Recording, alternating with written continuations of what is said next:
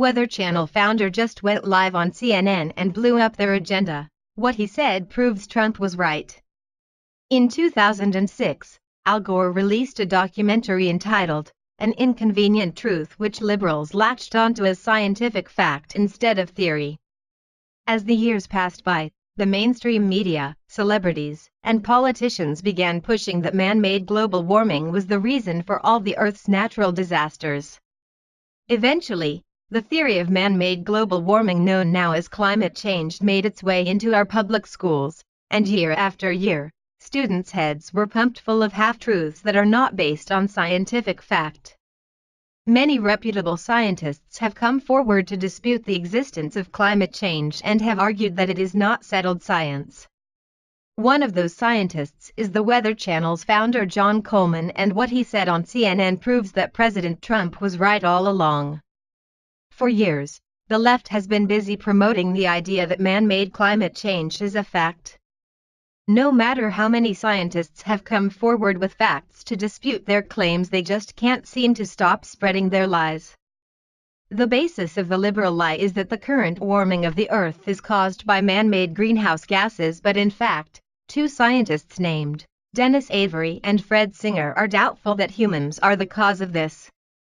The Earth, just like human beings, goes through cycles such as warming and cooling periods every 1,500 years.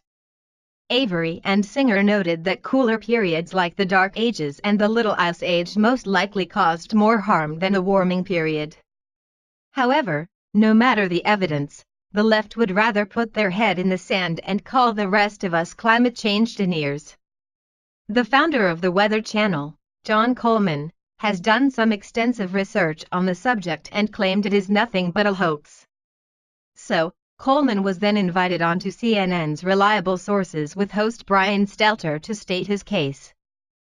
Immediately, Stelter labeled Coleman as a climate change denier, and that is when Coleman put him back in his place. Here is more from Natural News. In a recent interview with CNN, Coleman stressed that there is no scientific consensus when it comes to global warming. Noting that science isn't a vote, but needs to be based on cold, hard facts, he stated firmly that climate change simply is not happening.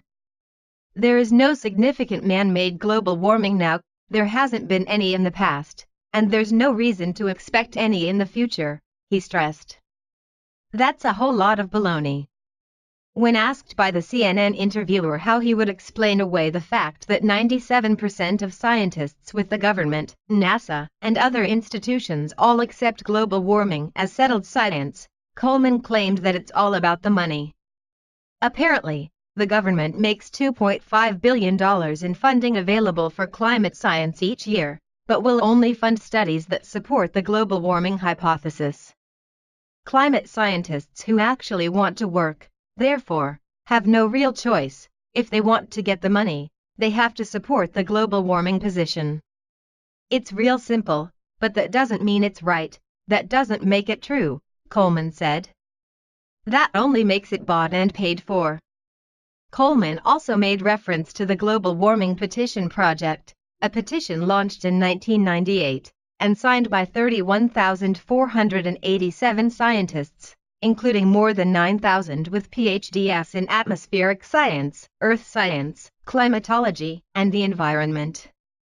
None of these highly respected scientists accept the theory of global warming.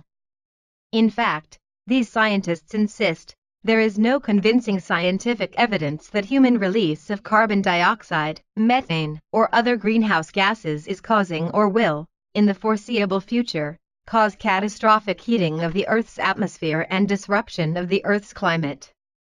In promoting the petition, the highly respected scientist, Professor Frederick Seitz, former president of the U.S. National Academy of Sciences and winner of the National Medal of Science, noted, research data on climate change do not show that human use of hydrocarbons is harmful. To the contrary, there is good evidence that increased atmospheric carbon dioxide is environmentally helpful. A study published in the journal Nature Climate Change in 2016 pointed to the beneficial effects of increased carbon dioxide production. That study determined that the Earth has greened significantly over the last 3.5 decades. In fact, between 25 and 50% of our planet's plant life has been subject to this effect, which is only logical, since carbon dioxide boosts photosynthesis, facilitating increased growth.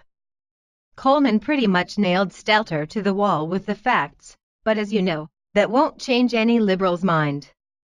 The whole pretext for climate change is that it is caused by humans and that the only way to combat it is by spending other people's money.